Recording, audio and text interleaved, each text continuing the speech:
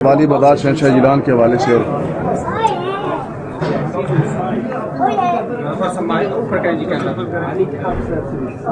ठीक है। अल्हम्दुलिल्लाह वहदा वस्सलातु वस्सलामु अला नबिय्यिह अला मन ला नबिय्य बअदा सदक़ल्लाहु मौलाना अज़ीम व बल्लगना रसूलुहुल करीम। सलातु वस्सलामु अलैका या सय्यदी या रसूलल्लाह व आलिका व अस्हाबिका या हबीबल्लाह। सबसे पहली बात जो आपका सवाल है हज़रत गौसे पाक की तालीमात में उन तालीमात को अव्वलियत हासिल होती है जो खुद अपनी ज़ुबान से कहे या खुद अपने उस पर अमल करे, और बाद में आने वाले तरक्की याफ्ता से तरक्की याफ्ता लोग उसको रिजेक्ट न कर सके। हज़रत गौसुस सकलैन फरमाते हैं, दरस्तुल इल्म हत्ता सिरतु कुतबन व निलतु साद मिन मौलल मवाली। मैंने दीनी किताबें दरसियात पढ़ी हैं, अच्छी तरह से पढ़ाई हैं। अल्लाह ताला ने उसी सिलसिले में मुझे कुतुबियत के दर्जे पर फाइज फरमाया है, और उनको ऐसा दर्जा मिला जो उस वक्त के सूफिया की जो पूरी कुव्वत है उसने उसको तस्लीम किया है। और उसके बाद आज तक सूफिया में औलिया अल्लाह में कोई आदमी ऐसा नहीं गुजरा जिसने गौस पाक की अजमत का इनकार किया हो। इसका मतलब उनका ये फार्मूला ऑथेंटिकेटेड है कि इंसान को इंसान बनाने के लिए किताबुल्लाह और सुन्नत रसूलुल्लाह की तालीमात ज़रूरी हैं। जिन्होंने इसकी पाबंदी की तालीम दी है, देखते हैं वो खुद पास हुए हैं कि फेल हुए हैं। उनकी बालादस्ती आज पूरी रुए ज़मीन पर जहाँ इस्लामी हुकूमत नहीं भी है वहाँ गौस पाक की बरतरी को लोग मानते हैं। हिंदू भी मानते हैं, सिंह भी मानते हैं। पूरी दुनिया के जो हिंदू हैं गौस पाक की 11वीं देते हैं। सिंहों में एक बड़ी तादाद है गौस पाक की 11वीं देती है। तो जिसने अपने ज़ोरे अकीदत और ज़ोरे इखलास से काफरों से भी खराज तक़सीम हासिल कर लिया है, उस आदमी की बरतरी और उसकी तालीमात की खूबी का अंदाज़ा इससे बढ़कर क्या हो सकता है। और दूसरा ये कि ये कहना कि मुसलमान औरतें हिजाब न पहने, ये दरअसल किसी मुल्क की जमहूरियत का निज़ाम नहीं है। ये एक डिक्टेटरशिप है। किसी आज़ाद मुल्क में जो डेमोक्रेटिक कंट्री हो उसमें हर एक कौम को अपने अपने मदरसे की तालीमात को अपनाने का खुला हक होना चाहिए।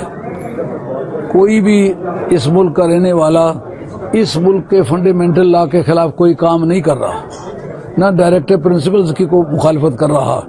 महज कोई अपनी राय से किसी को पर कुछ मुसल्लत करना चाहे, इस बारे में हम कहेंगे कोई जमहूरी मुल्क जैसा पाकिस्तान एक जमहूरी मुल्क है, वहाँ हमने ईसाइयों को पाबंद किया कि ये अपने चर्चों में न जाएं या फलां बातें वो न करें।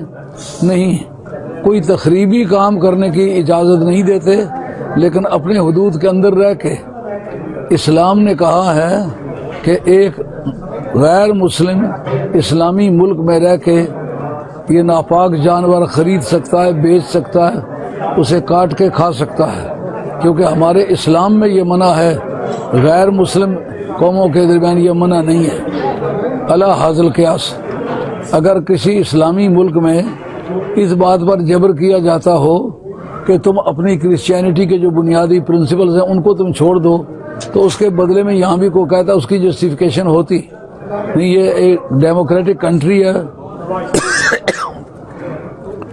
और मल्टी कल्चरल है, इसलिए कानून और आईन की रोशनी में सब इंसानियत को मसावी हकूक़ यहाँ मिलने चाहिए।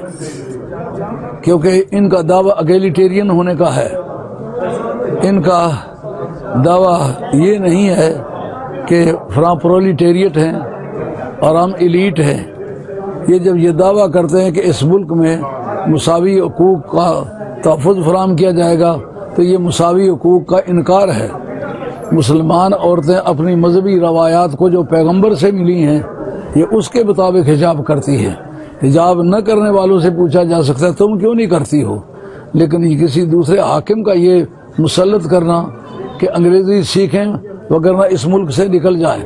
ये सिर्फ पाबंदी मुसलमानों के लिए है या बाकी सारे लोगों के लिए है?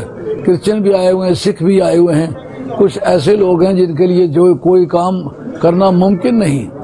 ये पूरी दुनिया के कानून में ये बात मौजूद है, तकलीफ माला युताक, एक ऐसी बात का किसी को हुक्म देना जिसके करने की कुव्वत उसमें नहीं है।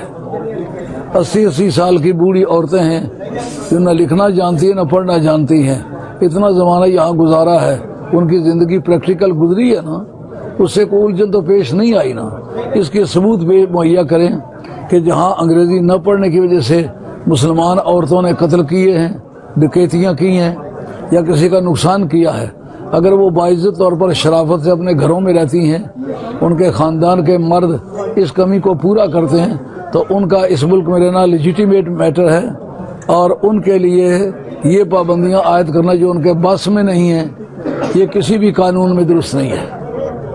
बहुत शुक्रिया sir, thank you very much.